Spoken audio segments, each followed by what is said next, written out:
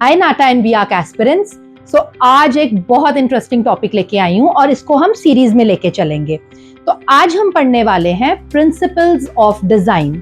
अब आपके माइंड में आता होगा कि ये प्रिंसिपल्स ऑफ डिजाइन हम क्यों पढ़ रहे हैं। तो प्रिंसिपल ऑफ डिजाइन के ऊपर बेस्ड आपको मैक्सिमम ड्राइंग क्वेश्चंस आते हैं और जो आपको थर्ड क्वेश्चन जिसमें आपने मॉडल बनाना है टोटली प्रिंसिपल्स ऑफ डिजाइन के ऊपर बेस्ड रहता है ये क्वेश्चन। तो आज हम बात करेंगे कि प्रिंसिपल्स ऑफ डिजाइन को हम कैसे लेके चलेंगे। प्रिंसिपल्स ऑफ डिजाइन में हमें एक चीज का ध्यान रखना है कि ये पेयर्स में होते हैं, दो दो इकट्ठे होंगे। तो छोटी छोटी वीडियोस लेके चलेंगे और दो दो प्रिंसिपल्स को करते चले जाएंगे। तो आज बात करूंगी यूनिटी के बारे में और वैरायटी के बारे में। तो ये यूनिटी और वैरायटी क्या चीज है? तो ये सबसे इजीएस्ट प्रिंसिपल्स ऑफ डिजाइन है एंड दैट इज व्हाई मैंने स्टार्ट यूनिटी एंड वैरायटी से किया है। आपको नाम से ही पता लग रहा है, यूनिटी का मतलब एक और वैरायटी का मतलब बहुत सारा। ठीक है, तो अब इसको प्रिंसिपल ऑफ डिजाइन को हम यूज कैसे करेंगे? मैं आपको एग्जांपल लेके चलती हूँ। आप एक बिल्डिंग का एग्जांपल लीजिए। अब एक बिल्डिंग बनी है, पूरी की पूरी सेम कलर में पेंटेड है, या आप अपना रूम का इंटीरियर लेके चलिए, सारी चारों दीवारों पे एक जैसा कलर है, तो हम इसे बोलेंगे यूनिटी इन कलर। अब इसी को लेके चलिए, कोई बिल्डिंग है, कोई प्राइमरी स्कूल आपने बच्चों का बनाया है, उसमें आप वैरायटी ऑफ कलर्स बाहर एलिवेशन में यूज कर रहे हैं, या अंदर आपने जो रूम्स बच्चों के लिए क्लासरूम्स क्रिएट किए हैं उसमें आपने बच्चों को प्राइमरी कलर सिखाने हैं, सेकेंडरी कलर सिखाने हैं, तो आप वॉल्स पे डिफरेंट डिफरेंट कलर्स को यूज कर रहे हैं, डिफरेंट डिफरेंट पैटर्न्स में यूज कर रहे हैं, तो हम इसे बोलेंगे वैरायटी इन कलर। अब ये तो कलर की बात हो गई। इसके अलावा यूनिटी एंड वैरायटी हर चीज में यूज होगी। फॉर एग्जांपल हम यूनिटी एंड वैरायटी मटेरियल में भी बोल सकते हैं। आप एक रेस्टोरेंट प्लान कर रहे हैं, आपने रेस्टोरेंट में देखा सब फर्नीचर एक जैसा ही है, एक जैसा मटेरियल यूज किया है, फ्लोरिंग एक जैसी चल रही है, डिफरेंट डिफरेंट रेस्टोरेंट के सेक्शंस में एक जैसा फ्लोर डाला है, तो हम बोलेंगे यूनिटी इन मटेरियल।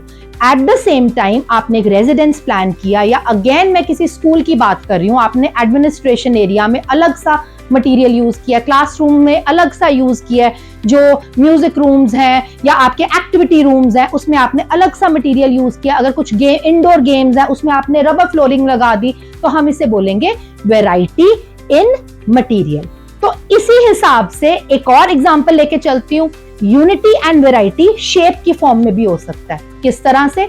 अगेन आप एक बिल्डिंग प्लान कर रहे हैं, सारी विंडोज सारी डोर्स उसकी एक ही शेप में है, तो उसे हम बोलेंगे यूनिटी इन शेप। या आप कुछ बिल्डिंग प्लान कर रहे हैं, आपने उसमें हट भी डाली है, आपने उसमें कटआउट्स लिए हैं, कुछ सर्कुलर कटआउट्स लिए हैं, आपने उसमें कुछ आपने जैसे मान लो छोटे बच्चों का कुछ प्ले वे एरिया है, आपने उसमें ट्रायंगल्स लिए हैं कटआउट की शेप्स में। यहाँ मैंने बहुत सारी बिल्डिंग्स देखी हैं जिसमें प्राइमरी विंग वाले सेक्शन में ना उन्होंने बच्चों को प्राइमरी शेप सिखानी रहती है, तो कुछ कटआउट्स वो ट्रायंगुलर ले लेते हैं, कुछ स्क्वायर ले लेते हैं, कुछ सर्कुलर ले लेते हैं, तो उसमें हम ये बोलेंगे वैरायटी इन शेप। तो आप ये देखिए कि यूनिटी एंड वैरायटी को हम यूज कैसे करेंगे। अगर स्केचिंग में क्वेश्चन आता है एंड दे टेल यू कि आपके पास इतनी नंबर ऑफ सिलेंडर्स हैं, इतने नंबर ऑफ आपके पास क्यूब्स हैं, ड्रॉ अ स्केच, तो आपने देखना है कि आप यूनिटी की तरफ को स्केच बनाना चाहते हैं कि वैरायटी की तरफ को बनाना चाहते हैं। दैट मींस आप कॉम्बिनेशन ले रहे हैं कि एक सेट ऑफ सिलेंडर्स आप एक तरफ को ड्रॉ कर रहे हैं और उसके साथ ही मर्ज होता हुआ आप क्यूब्स को ले रहे हैं।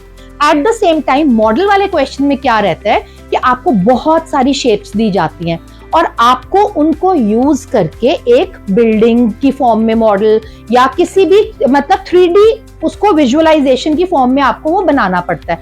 तो अगेन वहां पे हम सबसे पहले ये ध्यान देंगे कि हमें वैरायटी की तरफ जाना है कि हमें यूनिटी की तरफ जाना है। तो ऐसे सी बहुत सारी टिप्स और लेके आऊंगी अगली वीडियो में।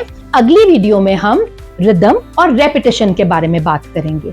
अगर आप लोग मेरी सारी वीडियोस को कॉन्टिन्यूसली देखेंगे तो आप ये फील करेंगे कि at the end of 5 to 6 videos हमने सारे प्रिंसिपल ऑफ डिजाइन कवर कर लिए हैं। अगर आप एलिमेंट्स ऑफ डिजाइन पढ़ना चाहते हैं, बिकॉज पहले तो एलिमेंट्स ऑफ डिजाइन आते हैं, बाद में भी गो टू प्रिंसिपल्स, तो आप मेरी यूट्यूब की वीडियोस को फॉलो कर सकते हैं। उसमें हमने एक एक एलिमेंट ऑफ डिजाइन को भी डिस्कस किया है। At the end of this series हम इसको आगे ले जाते हुए बात करेंगे स्केचिंग की फॉर्म में हम प्रिंसिपल्स का कैसे ध्यान रखते हैं, एलिमेंट्स का कैसे ध्यान रखते हैं। जब हम मॉडल मेकिंग करेंगे उसको मैं आपको बच्चों को मॉडल बनाते हुए I will be showing you and teaching you कि हम किन चीजों का ध्यान रखते हैं जब हमने यूनिटी वैरायटी या किसी और एलिमेंट्स एंड प्रिंसिपल्स को फॉलो करना होता है। तो अच्छी लगी वीडियो तो फॉलो कीजिएगा, नेक्स्ट वीडियो की वेट कीजिएगा। Till then bye.